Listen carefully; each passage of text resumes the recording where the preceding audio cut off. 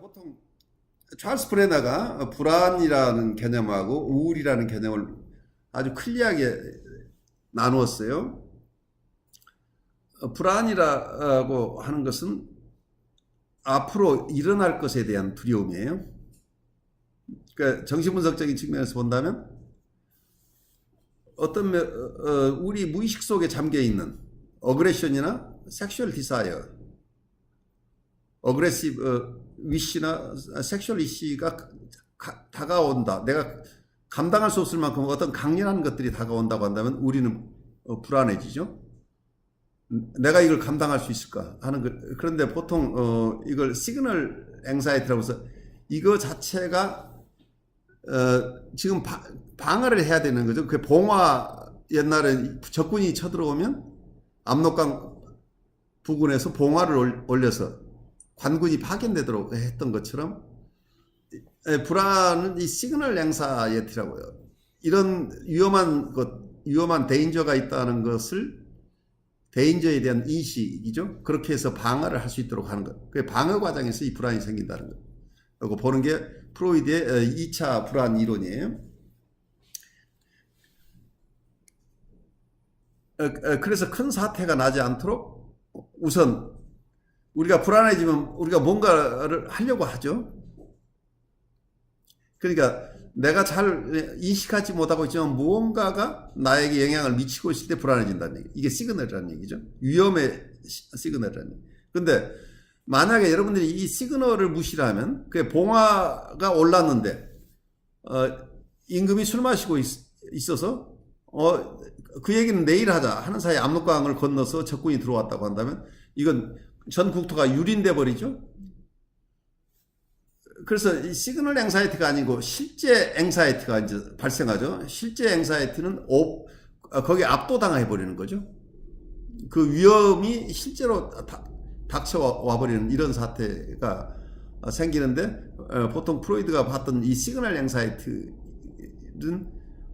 굉장히 중요한 개념이고 그것 때문에 어쩌면 이 방어를 충분하게 우리가 인식해야 된다. 그래서 이고 사이칼러지가 일어나게 된 그 과정 속에 가장 중요한 개념이 이 불안 개념이에요.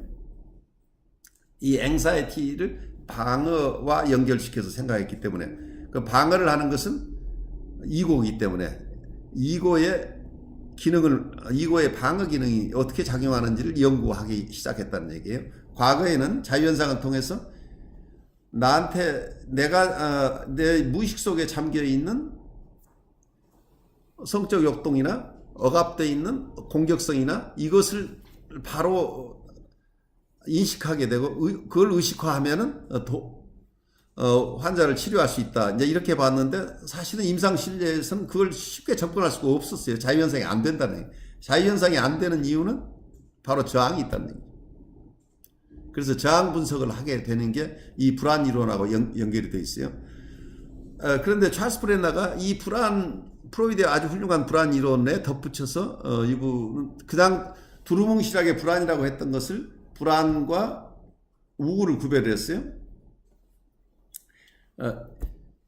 어떤 디프레시브한 어떤 에펙트, 디프레시브 에펙트하고 앵사이티를 구별했는데 디프레시브 에펙트는 과거에 이미 일어난 우리의 삶 속의 재앙, calamities of life라고 얘기를 해요. 우리 삶 속에 어떤 재앙, 내가 이미 겪어서 지금은 어쩔 수 없는, 그러니까 거기에는 어떤 것들이 있겠어요? 어떤 에디퍼스 컴플렉스 시기에도 있겠고 세퍼레이션이나 여러 가지 박해들, 그리고 초자로부터의 박해, 다양한 형태로 내가 사랑받지 못하고 세퍼레이션 됐던 그랄지 대상을 상실했거나 사랑을 상실했거나 그리고 에더퍼스 시기에 내가 피너스를 잃어버린 건 아니지만 나의 가장 귀한 것을 빼앗겨 본 경험이랄지 에더퍼스 컴플렉스를 조금 더 확대해서 생각한다면 심볼릭하게 피너스지만 내가 가장 하고 싶었던 것을 다 놓쳐버렸다 한다면 그것도 굉장히 이미 내가 돌이킬 수 없는 것들이죠.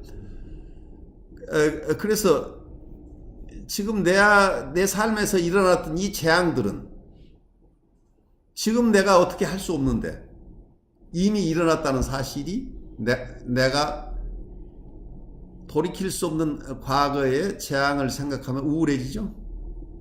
내가 헬프리스하고 호프리스한 거죠. 나는 이미 태어날 때 보호받지 못하는 상황으로 와서 일찍이 어머니도 잃어버리고 아버지도 잃어버리고 나한테 남는 게 하나도 없다. 꼭 피지컬리 어머니 아버지 잃어버린 게 아니고 그럴 수도 있지만 우리 어머니는 내 큰언니만 사랑했고 나는 전혀 눈길을 주지 않았다 하는 것들을 평생 가지고 가는 분들이 있죠. 나는 보호받지 못하고 나는 버림받았고 항상 차별받았다 하는 것들이 우리의 정서로 남는 것은 결국 디프레시브 에펙트라는 얘기예요. 그래서 이게 불안하고는 다르죠. 그래서 불안과 우울을 명백하게 구별을 하는 아주 클리어한 임상에 필요한 어떤 이론을 만드셨어요. 그래서 찰스 브레너로부터 여러분들이 얻을 게 많은데 우선 오늘은 우울과 불안을 구별하는 것 조금 소개해 드렸는데 또 하나 중요한 개념은 이분이 우리의 삶 속에 우리는 컨플릭트들이 우리 마음속에 컨플릭트 오브 마인드가 있죠. 우리의 갈등은 우리는 어떻게 하고 싶어요? 갈등이 있으면 여러분들 어떻게 해결하고 싶어요? 갈등을 없애고 싶어 하는 게 지금까지의 어떤 일반적인 견해죠. 갈등을 없앤다. 그런데 찰스 브레너의 견해에 의하면 갈등은 없어지는 게 아니라 여러분들이 아무리 분석을 해도 갈등이 없어지는 게 아니라 갈등 자체는 있다는 얘기예요. 그런데 갈등을 어떻게 그 갈등 구조 속에서 우리가 치료를 한다, 분석을 한다고 하는 것은 어떤 컴프로마이스 포메이션, 그러니까 어떤 타협형성을 하느냐, 타협형성, 컴프로마이스 포메이션이라는 주제를 굉장히 중요하게 생각해요. 타협형성을 하는데 병리적인 사람은 아주 그 타협형성 자체가 본인에게 조금 더 도움이 되지 않는 타협형성을 이게 패턴화해서 계속적으로 본인에게 데미지를 주는 타협형성을 해나간다는 얘기. 이게 병리적인 상황에 있는 사람들이에요. 그런데 타협형성 속에서 우리가 갈등을 다 없어지진 않은 이 갈등 구조 속에서 건강한 타협형성을 해낸다는 거예요. 그러니까 불안이나 우울을 여러분들이 전부 없애겠다고 하는 것 자체가 불가능하다. 아까 갈등 구조가 있다고 하는 것은 우리 마음의 갈등, 어느 순간에도 여러분들이 내 마음에 갈등이 없다고 한다는 것은 내가 방어를 잘하고 있을 뿐이지 실제는 갈등 구조가 항상 있을 수밖에 없는데 이런 구조 속에서 우리 또 마음도 불안도 있고 우울도 있는데 아까 타협형성을 잘해야 된다고 하는 것 쪽에 하나는 불안과 우울을 최소화, 내가 견뎌낼 수 있을 만큼 그 방어는 최소화하라는 얘기예요. 불안과 우울을 전부 없애겠다는 게 아니고 불안과 우울을 견뎌낼 수 있는 톨러레이션, 우리가 견딜 수 있는 능력을 키워야 된다. 불안이나 우울 자체가 다 사라지진 않기 때문에 거기에 그걸 다 없애려고 하는 야망을 버리고 불안과 우울은 우리가 함께 나하고 같이 살아가는 것들이라는 것을 이해를 하면서 불안해도 괜찮고 우울해도 괜찮은데 내가 참으로 내 삶에 여기서 그래티피케이션과 프러스트레이션하고 마찬가지 내가 실제로는 하고 싶은 일, 내가 원하는 일을, 내가 추구하는 일을 할 수 있는 쪽으로 에너지를 써야 된다. 에너지를 적절하게 사용해야 된다. 그래서 방어에 지나치게 여러분 에너지가 가면 최소한의 방어로 인생을 살아가야 되는데 우리는 너무 지나치게 방어를 하다가 에너지가 고갈돼서 실제 본인이 추구하는 일을 하지 못한다는 얘기예요. 그래서 그래티피케이션을 충분히 얻지 못한, 그 디펜스하고 그래티피케이션이 있어요. 에너지를 쓰는데 하나는 디펜스로 사용하고 나머지는 그래티피케이션. 여러분이 충분하게 만족을 누리십시오 하면 여러분들 어떻게 느껴요? 제가 얘기를 하면 여러분의 삶에 충분한 만족을 얻도록 하십시오라고 얘기를 한다면 여러분이 정서적으로 지금 어떻게 느낄 거예요? 많은 분들은 도덕적으로 그러면 안 되는 것처럼 느끼고 있을 가능성이 있는데 어떻게 인간이 만족을 얻고 사느냐 뭐 이제 이런 얘기가 나올 수 있는데, 잘 보시면 만족이라고 하는 것은 어떠면 제가 소개했던 캐런 호나의 얘기로 친다면 여러분의 트루 셀프를 사는 데 에너지를 쓰라는 얘기죠. 여러분들을 바르게 성장시키는, 여러분에게 참으로 즐겁고 바르게 하고 싶은 일을 하는 쪽으로 에너지가 써야 되는데, 우리는 많은 사람들이 불안이 하나도 없도록, 우울함이 하나도 없도록 이걸 없애는데 에너지를 다 쓰고 있어서 정작 자기가 하고 싶은 일을 할 때는 에너지가 하나도 없어. 그래서 아무것도 움직일 수 없는 식물인간이 되어버린다.